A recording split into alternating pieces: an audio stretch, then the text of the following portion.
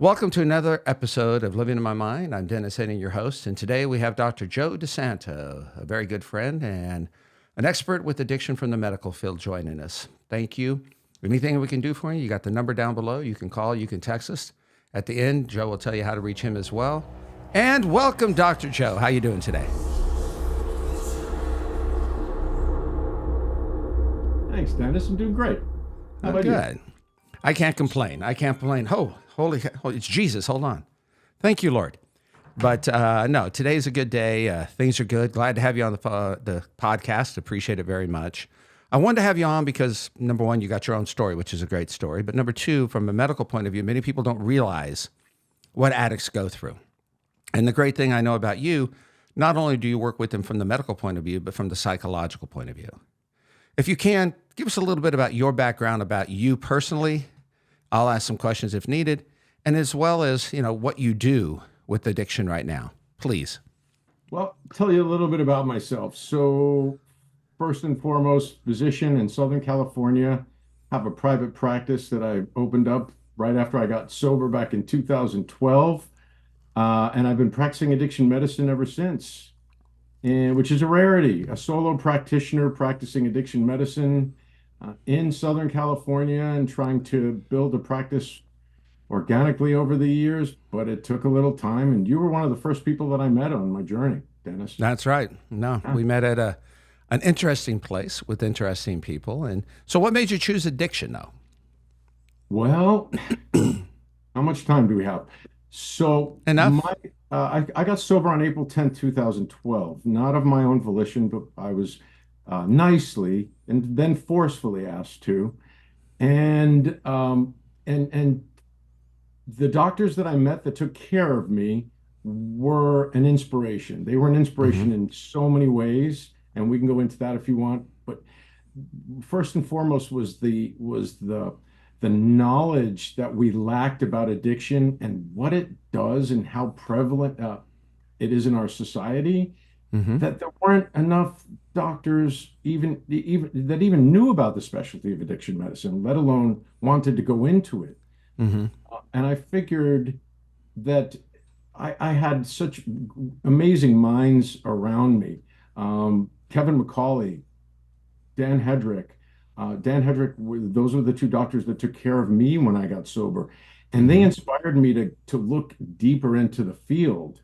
And I discovered a specialty that had not yet become a recognized board certified specialty. And I love what's behind the next curtain and what's behind the fourth wall. And there was a lot of information behind the fourth wall. What kind of doctor did you start out to be?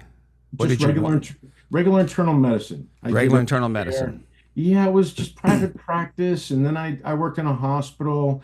And then I chose a specialty called hospitalist. And it's become a burgeoning specialty now, but back then it really wasn't. But it allowed me to work at night alone without anybody else around, and that's what I loved. I don't like taking direction from people. I'm one of those doctors that you've got to read the rules to, and then you've got to show the rules to, and then you've got to explain what happens when you break each one of those rules. I didn't like anybody telling me what to do back in the day. And now? I still don't, but I take direction. No. Well, see, one of the great things when we first met, this wasn't your specialty, what we were talking about. And so I'm not a doctor, I'm not a therapist, but I understand this field and I know exactly each individual, what their position is and what they should do within the drug and alcohol field.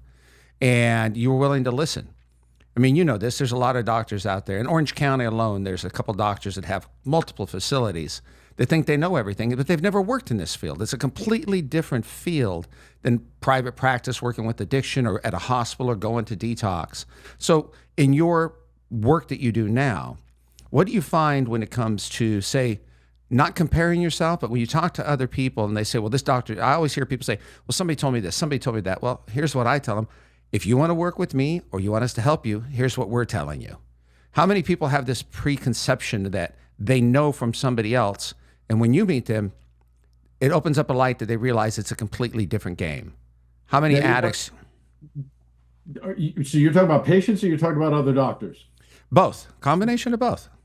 A combination of both. Well, listen, man, we're going into some deep waters here. So first and foremost, when I first started working with you was at a treatment center. I had Yes. not worked with any other treatment centers. They knew that. I came in completely honest. I think I had 2 years of sobriety, and and full of myself, but an open ear Yep.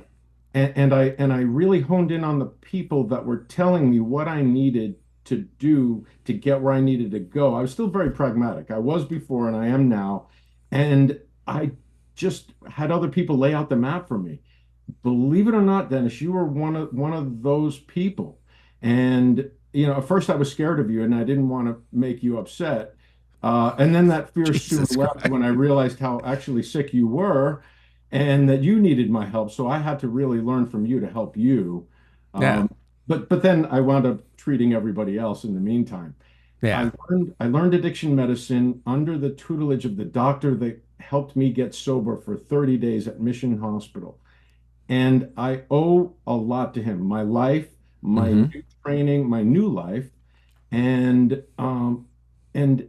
he introduced me to a whole new world of broken toys and people. I call it the island of broken toys. I found mine, I found my tribe, I fit in perfectly, and I saw that these were toys that were putting themselves back together, more more perfect than they started. And that's Mm-hmm. very rare in medicine, is to get somebody well and then to get somebody better than they actually were. This is one Yes. specialty where you can actually do that. Yeah. Well, And that's the beauty of this industry we're in. Like three industries are never going anywhere. People are going to pass away, one, babies are going to be born, and drug and alcohol. And you have so many different doctors. The work that I do, the work you do, we meet people who have preconception. It's like I work to help hire people at rehab centers. And they say, well, this is what I've done for 20 years. Well, this is what we want you to do. So that is an addict's mind, even if they're not an addict. And I think we both know, and I always let people know, the people sometimes who are in our industry behind the scene have more problems than the addicts who walk through the door. And a lot of people have their own way of doing things. With the work that you do now, because I know you work with different people, how often do you find people in your field who are willing to change and adapt? Because the bottom line is, it's not about how much we know, it's about how much we can gain. For me, knowledge, because I already know what I know. But I know that, I've worked with people with you, I've seen the outcome, I see how people respond to you. You're very open, very honest. How do you think that feels to other people rather than doctors who will not share those personal stories?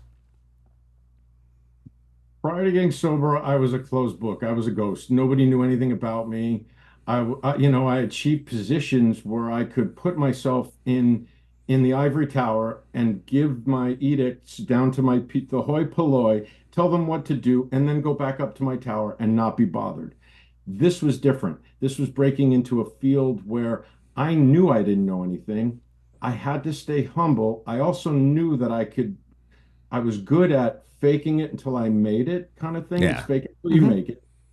And also, but I've got to admit, being sober and being a doctor in this field definitely gives you an advantage if you do it right. If you are, I don't know, honestly sober, transparently sober. Yes. My stuff was blown up from the very beginning. I couldn't hide behind anything. I was a naked man running from tree to tree, and they kept blowing the trees away.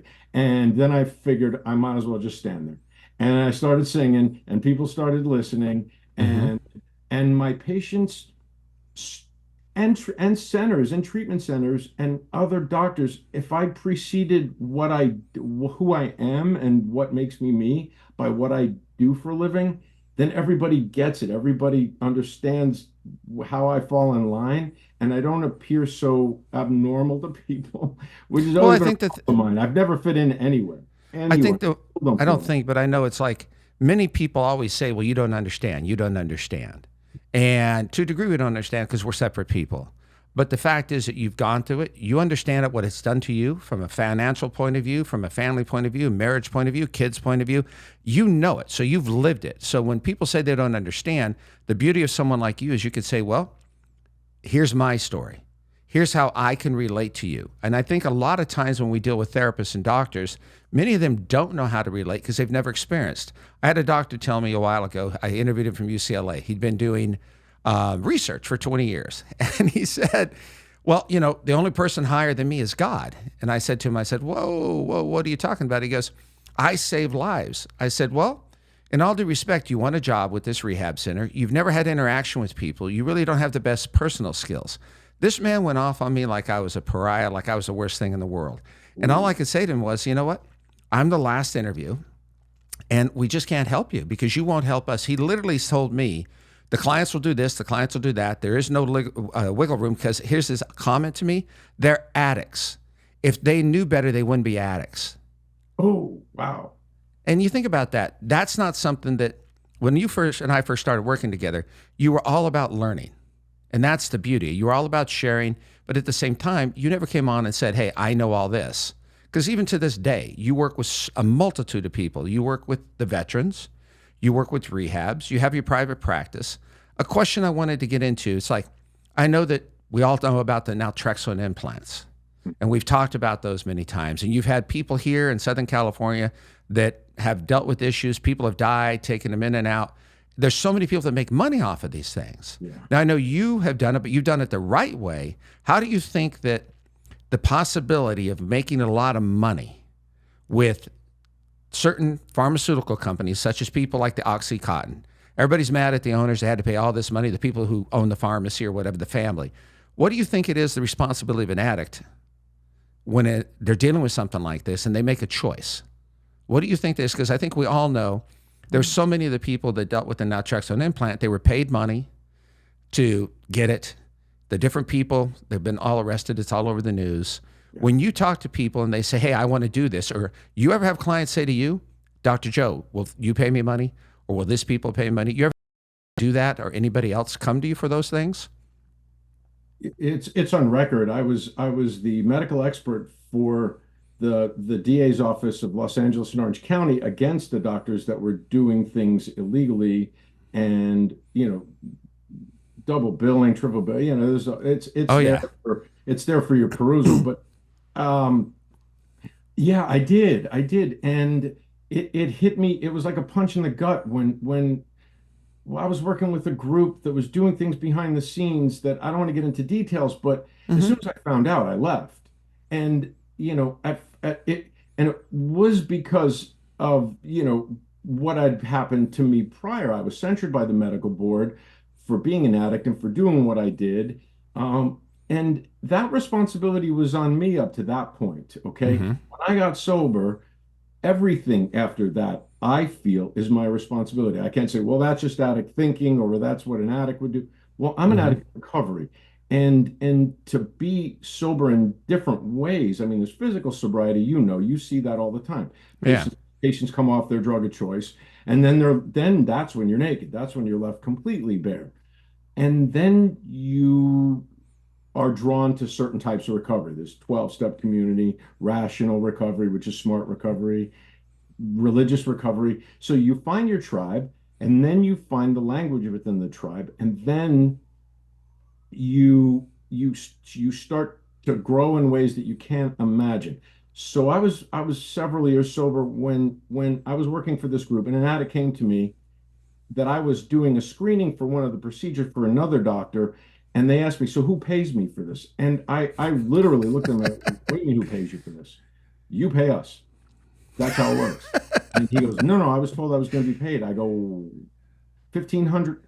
It was a certain amount of money. It was, yes. Oh, yeah. Then it went down over time. Anyway, I go, we're not paying you. And he goes, oh, yeah, you are, or I'm out of here.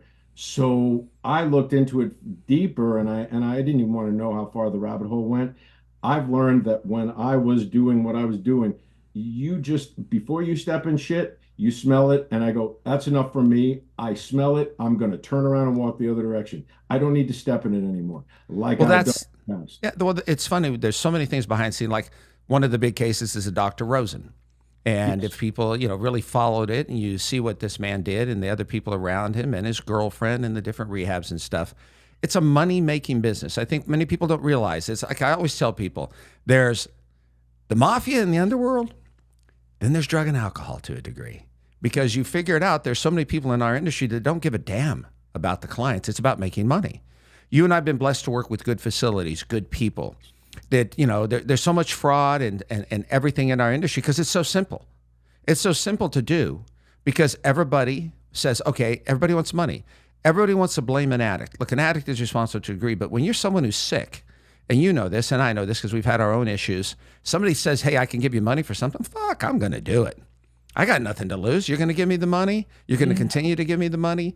You know, a lot of people don't know how to seek out treatment. So when you're helping people seek out treatment and you want to go to a facility, what is it you tell them from a doctor's POV that, okay, here's what you need to look for. Here's how you know the facility's right for you. Because as we both know, you can pick up the phone, call 10 facilities today. You're going to hear the same thing because the marketing people have it down to a T.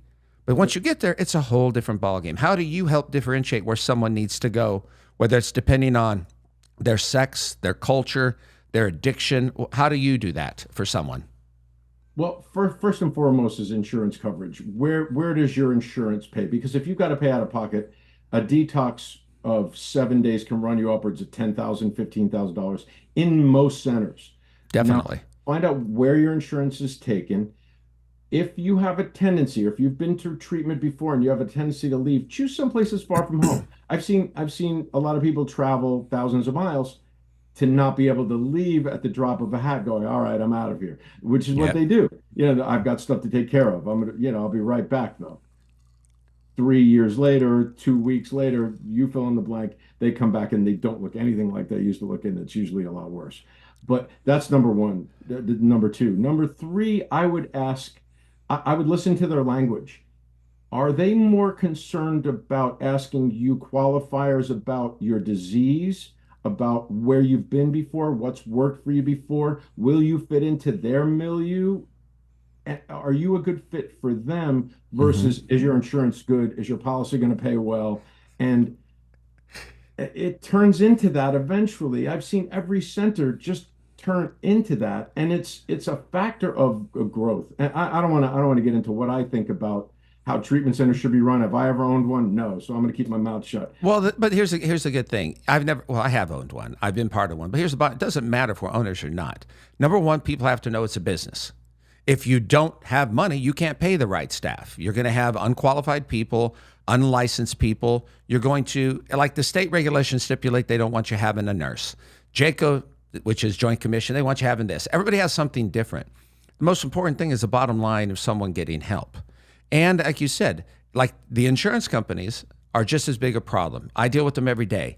And when someone's from another state, they'll say to me, why'd the client come to California? I said, well, because of the treatment. I always look up the state you live in and where you're from, see what's there. And I'm like, well, if they come out here, if they're home, they're not going to. Well, you know, we don't know if we want to pay. I said, first of all, you don't have the right to tell me that. I said, I'm pretty sure I have some knowledge of federal laws. Number one, you don't want to pay, you don't pay. So what we do is we take it public. You don't want to help us. You've done doc-to-doc reviews, right? For insurance companies. Okay, I do them all the time. You're a doctor, so you have some ethics. I don't. I'll sit there and tell the doctor, look, I've got your license. If my client dies, the family's going to know you're the person that denied them help. Because you got to find every which way. You've got to take the clinical, and you've got to be able to tell their story. But like you said, when it comes to the insurance, here's the thing that I know. A lot of these clients know their insurance pays very well. They'll literally call and say, look, you're going to turn down a policy. There's a lot of money. I get that all the time. I'm like, they live in treatment. What have you found? Because so many, it's interesting, so many have problems. We all know that. But there are people who like to live in treatment as well because they don't have a family. They don't have a home. It's basically for a bed. And it's sad. It's got a story. But those are the ones, the 9 out of 10 that I've dealt with, who are gone after 2 weeks or 3 weeks, knowing they can go back out on the streets. So if insurance companies ever change the way that they handle it, because I think, what is it, you 24 or 26 that you're on your family's insurance, something like that. You have the state of Oklahoma giving free policies to thousands of people. And you're going to bitch and complain that people are going to California. First of all, well, do you want to live in fucking Oklahoma or you want to live in California? California, that's why. I mean, hell, you know, we got sunshine, we got beaches, we got a lot more criminals than you do. But the reality is the clients know more. More opportunities. I had a girl tell me today, she goes, like, you want the best weed? I'm like, well, first of all, I don't smoke weed. She goes, well, there's a small place next to Woodland Hills that's the best weed in the country, and we have an underground group of people that talk about it. She came out here for Texas. She was going into treatment. She goes, I'm going to spend a couple weeks. And I don't want to say the name of the city, but everybody knows where Rodney King got beat. That's where it happened. And it's amazing that they have all these answers and they know it's its own different culture that people don't want to talk about. And when it comes to the rehabs, I think that's the beauty. Like you as a medical doctor, because you've dealt with the psychological aspect, how do you see social media having an effect on clients? How do you see people interacting, whether it's TikTok or Instagram or Tinder? How do you think that has an effect on people nowadays? And in the past, we didn't have such technology or ways to continue to feed our insecurity, our needs, our desires. How do you see that today? Wow. So a couple of questions to unpack. So the world is smaller. Everybody knows how to hack everything. So you could look up Yep. anything on YouTube, and I could change the lock on my front door today, but by YouTube. Thank you, YouTube. So and TikTok, Tinder, I couldn't tell you, man. I'm already on my third wife, so I don't need Tinder right now, and I don't Time need out, time a out. lawyer. 3 times? So let Well, me ask you a question. third one's a A- charm. a- that's why I'm hoping to go on my second date one day. Pick, So pick, let me ask you a pick a girl when question. you're sober. Did the There you addiction go. have issues about the relationships? Was it part of why things ended? Ooh, yeah, Just a first simple marriage, question. yes. Yeah, no, Okay. oh, sure. Not a simple answer. First marriage, both of us addicts, neither one willing to even complete denial. Everything else is wrong in our lives. Separated after 9 months. Great. And we're friends now. Second marriage, had my 2 kids with, lasted 17 years, developed an opiate habit thanks to Purdue Pharma and my hamstring that tore, and my avid love of opiates, thanks brain and receptors for making opiates a wonderful thing, and then Purdue Pharma for providing all the samples you can eat. So, Yeah, but wait, let me stop you there. Let me stop you there though. But yeah, you took the samples and used yeah. them. Okay. I just want to make sure because you're saying a pharmacy, Well, but oh, no, no, no, no. I'm not laying blame on them, but they okay. I just wanted to infused make it. yeah, I know you're not, but I want to make sure people Oh, yeah. Oh, understand no, no, that. no. Accept Yeah. the complete responsibility. But believe me, part of my thinking was when I was in rehab is that I'm gonna go in it and I'm gonna Purdue Pharma's gonna get what for. Wait till they get a load of me and my lawyers. Not at all. Not at all. I understood that that would have completely derailed my sobriety. That would have made that the Yeah. main thing rather than accepting what I had become, what opiates did to my brain over many years, Hmm. years on and off, intermittent use, and then finally towards the end, just daily use. And then you throw some other pills in there and, consuming 100 pills a day sometimes. Yeah. I think back and it gives me chills, and but I know I can be there again if I really wanted to, and Hmm. probably a week or two, I would Do probably you find yourself to be a better and stronger person now than you were even before you were an addict? Do you absolutely, regret? Do you have any absolutely. regrets? Do I have any regrets about getting sober? Oh No, God, no, no. Regrets about what happened prior to being sober. Have you gotten through? Many people ask me, and I've done a lot of horrific things, blah, blah, blah. I've mm, got to the point where I have no regrets because I realize with regrets, I can't move forward. Even it's like 99%. I think people get divorced or relationships end, not because 99% is great, because that maybe that 1% something happened and they don't want to acknowledge that. But I've learned that if I have regrets, I can't move forward. I know what I did. If I try to make amends and you tell me to F off, that's on you now and type of thing. So how do you feel about that? Because I know a lot of people are like, well, fuck, you got no feelings. Well, that's partially true too. But if you're an adult and we engaged in something that was part of my addiction or what have you, yeah. I can't take responsibility for you anymore. So how do you feel about that for yourself? I think denial's off the table. You can't use denial as a coping mechanism anymore. So you get that off the table. Drugs, another coping mechanism. Alcohol, that's off the table. Food, I realized, great, another addiction I had to deal with, binge eating disorder.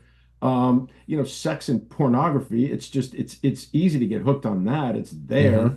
I can't even imagine what the porn addiction rate's going to be with the new crop growing up, and the first things you see online is pornography. It's horrendous and it's sad. Our innocence is being taken away at an earlier and earlier age. So let me stop you. Let me ask you a question. Yeah, I'm You digressing. you have no, you're not digressing. These are perfect. So you have two children, right? How do you, as a parent, you being an addict, you doing what you did, how do you talk to them about what's going? Like you just mentioned, social media. You go on TikTok, you go on Instagram. You could be any age. You can do whatever you want to do. You go to a bookstore now and there's books on sex and you see kids 12, 13 years old reading them. It's like the innocence. But there's a big difference between someone being innocent and someone choosing not to be innocent, if that makes sense. Choosing to grow up faster because they think the social media, they have to grow up. So as a father, how do you deal with talking to your kids? Because there's a lot of parents who don't know how to address these because they don't want to be the bad person. They want to be the cool mom or dad. So how do you work with your kids or talk to your kids or young kids? Because I think it's important you, number one, being an addict, but number two, being a doctor who really knows what the hell you're talking about. It's a big difference in people who don't. So how do you handle that, and how does that work with your kids, or has it worked? I believe, well, you know what? I'd like to take credit for my children being on the straight and narrow and doing what they're supposed to do, at least from what I know. Because one caveat, my parents thought that I was the perfect student, when they found out what I was doing, and it was sad to them, and that I wound up in rehab and that I lost everything along the way. But they didn't put two and two together until they finally saw me sober and realized what had happened. Now, with my kids, it was a little different. They were younger when I went to treatment. Mm-hmm. So what I had to explain to them when I got out, well, first of all, my second wife, now ex-wife, took my daughter, who then moved back to Italy. So they left the continent. So I have that effect on women. They left the continent. So I had to either fight them legally or let them go. That was one of the biggest struggles of my sobriety, was to, Mm-hmm. and thank God for my sponsor at the time. I don't want to get into the specifics of 12 step. We got to keep some anonymity, but thank God for somebody who'd walked the path before me that I trusted, that I took the leap of faith, and I didn't put shackles on them. I let them go. And eventually my daughter said, all right, I'm done with Italy. I don't know if you've ever lived in Italy. It's like the DMV, but everywhere. To get something done. It's a beautiful place, nice place to visit. Yeah.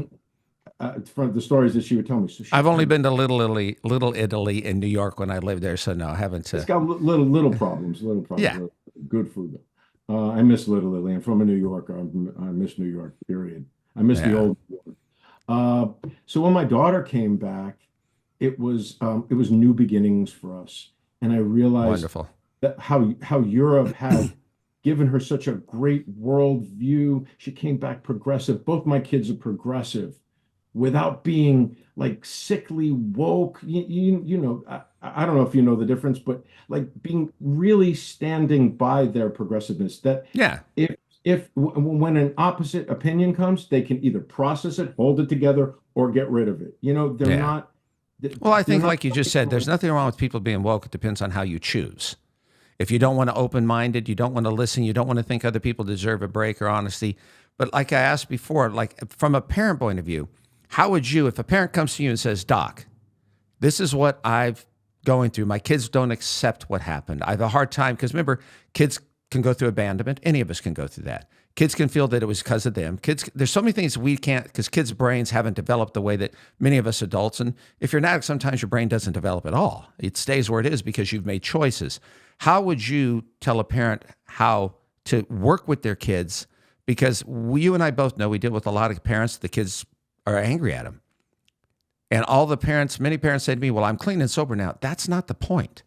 There's something that's missing. How do you work with families? What do you tell families if that situation came across?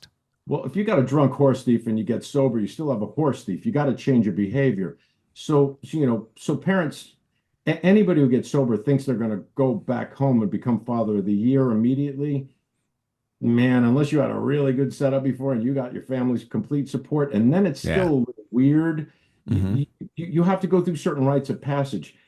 The thing that I can tell parents who have young kids is addiction starts young. We're seeing data now that 6 months to 18 months is when you don't get the proper nurturing techniques, the reliability, the safety that you know you're going to get from parents, either the touch or it's the consistency, it's the reliability. And that's got to be carried out through the rest of their lives. But basically, who was it?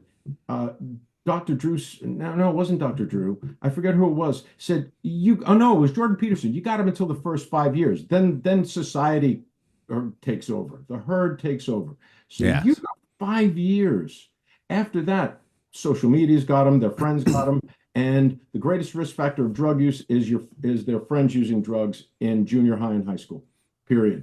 That's the questions that I ask. So What are when you the have families like cohort this, like?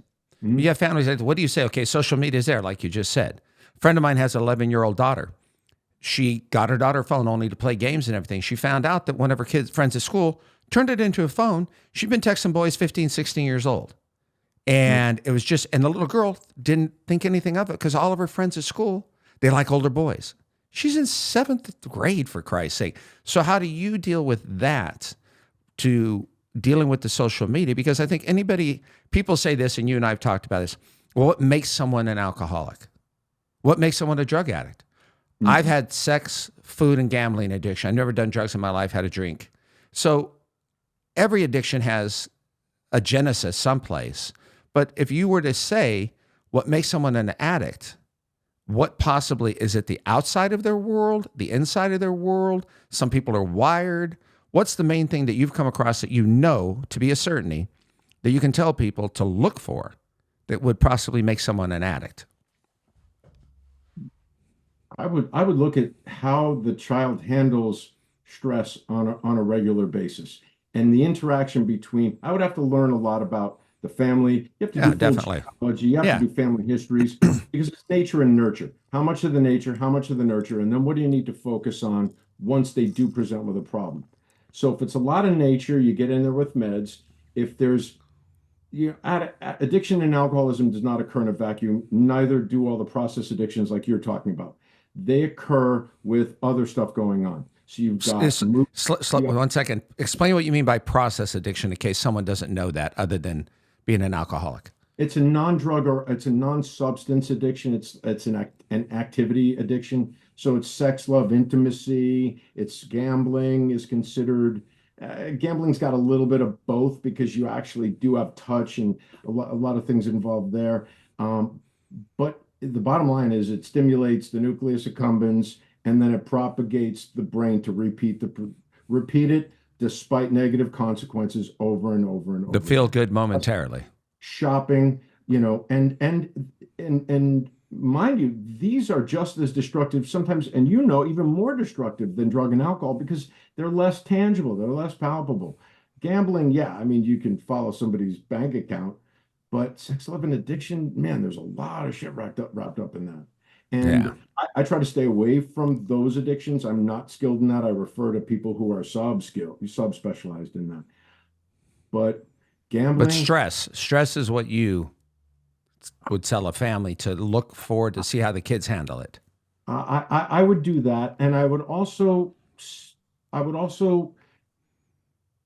look for how transparent a parent is in how they handle their problems. And see, I can only speak to myself. There's so many Yes. permutations of what you're talking about, but it starts before the addiction happens, and it's the consistency. And the two resilient factors that I've noticed in both of my children is that they saw me with my struggles after I got sober. They saw me work on myself That's and great. admit that I'm not perfect. What is the deal with kids and being perfect these days? Well, I know what the deal is. We set it up. Everything online is the perfect version of everybody else. And you and I know, we look at that and we go, holy shit, still waters run deep. There is Yep. pathology there. What's going on? And my wife's a therapist, soon to be a psychologist, sitting for a dissertation. She's awesome. We sit there and we will profile somebody What's going, your wife's name? Dr. what? She'll be Doctor. should be Dr. Desanto. Should be another Dr. Desanto. Like we need another one. But what we do, I think, my dad Oh, was definitely. he was a dentist, doesn't practice anymore, still alive. I miss him this weekend. And Oh, nice. yeah, yeah, and man, the work I'm doing right now, the psychology work I'm doing right now with this therapist up in Orange. Woo, I'm doing psychodynamic therapy, depth psychology. Let me tell you, Explain that. Briefly explain that. briefly, you go back, you go way back. It's Jungian, it's Freudian, it's archetypal. We don't have enough time for that, but Yeah. it's For a who simple-minded human being like me. who you are. Yeah, we can talk offline, Dennis. I know it's going to take a long time, but you know what I'm talking about. No, Jungian principles. It's developmentally where we've gotten stuck and what caused it, and then you go back and visit those feelings, and you can't do shit about it. It's not cognitive behavioral. It's not dialectical. It's not any of those where you have workbooks that you can go ADHD workbook. I've got 20 definitely. of those right here. Yes. It's sitting in it and going, you know what? There he is. There I am. And that's what happened. And that makes me me now. And the It's best the I can truth. do is observe it. And then when it comes up again, my hair's not on fire anymore. Like when you and I first met, and I saw my first email, I was doing a search in my emails. You were the first person I contacted at the place we work in 2014. So we've known each other 10 years, Dennis, whether you Yep. like it or not. Oh, I Um, do. and I do too, man. I do too. And what was the question? I don't even remember. Neither do I. I just sitting here watching it. ADHD. I But just here's another thing that gets me. I dealt with an eating disorder, as we know. So 1994, I go into treatment. People looked at me and they're like, well, first of all, men don't have eating disorders, or you had to be gay. A lot of the research back there was that the fathers were the reason why girls had eating disorders. And so many so-called experts wrote it and said it's the fathers. And so when I went into treatment, I was one of 22 people, the only guy. People looked at me like, they questioned my sexuality. I'm like, okay, question all you want. That's not the situation. Well, you couldn't have a problem. Nowadays, we're seeing that because of that, and it's something in the past, and some doctors who've come out and talked about it and said, oh, we were wrong. Yeah, you were wrong, you pieces of crap, because you jeopardize everybody's life. When I tried to get into treatment, I'll never forget, when I finally got into a place, 7 treatment facilities turned me down because I was a man. Because I was a man, which is horrific. Nowadays, treatment, everybody understands men and women deal with it. But one of the things is when someone has a problem, and you see it now, you find out, and look, we all have a different opinion. There are a lot of doctors who are stuck in something 20 years ago. They don't want to move and see forward. As a doctor, you see more research. You find out things that work differently now than they did 5 years ago. So in your personal or professional opinion, when you come across people in this industry, because you also work with doctors, you work with a lot of different people, brilliant minds. Doctors to me are different because it's from a medical point of view. Therapists and psychologists and psychiatrists, look, if you got a good memory, you can pass your tests. Doesn't mean you know what the hell you're doing, because you have to put it in reality. You have to communicate with people. You're not always have the right answers. I had a doctor today tell me if a client comes in and I give them the detox meds, that's what they're going to take no matter what. And I said, okay, well, that's not how it works here.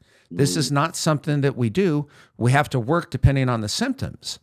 We're not throwing people under the bus, but this is a conversation. Do you find a lot of doctors try to work in this field because it's lucrative, not knowing what they're doing? Or do you find that some of the doctors you come across, other than your mentors, they really give a crap? Because I find a lot of people, I've had people say, well, how much am I going to get paid? And these are professionals, because private practice is difficult as it is nowadays because of the insurance. It doesn't pay a lot and people don't know. But what I'm getting at, you see a lot of these different rehabs, the high-end ones, that you could pay $80,000, go out to Malibu. Last time I checked, Malibu as a city didn't do shit for anybody. If you look at the ocean, it's beautiful. You look at the houses, they're all alike, and it's one way in, one way out. It's kind of like going to Laguna Beach. If there's a fire, you're fucked. But the reality is, people nowadays, there used to be an old place called Promises, and celebrities went. And they would have people lined up paying a deposit because they want to rub with the celebrities. If that's what your life is about, it's a pretty sad life. Because social media, and I'll always say that Kardashians made social media what it was. They really did. Brilliant minds in that respect. Now social media gives you everything. So when people go to look for, as I said earlier, the question about how social media and stuff, how do you tell people to regulate that? Because you can go on and like AI. People don't realize with artificial intelligence, human beings put the answers in. So you're only going to get what you get from a human being. So how do you tell people to deal with that when it comes to One doctor told me this, one doctor told me that, one doctor told me. Are you straightforward and say, look, here's what I'm doing? If you want to work with me, fine. Or how do you combat that when it comes to an individual client telling you, well, my other doctor gave me Percocet. My other doctor did this. Well, I'm pretty sure they wouldn't be sitting with you if the other doctor knew what the F he was doing. I know you don't want to throw anybody under the bus. That's my job. I'm a bus driver, double-decker bus driver.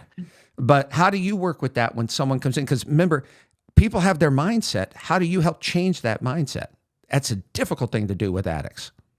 How do you help that? It's everything.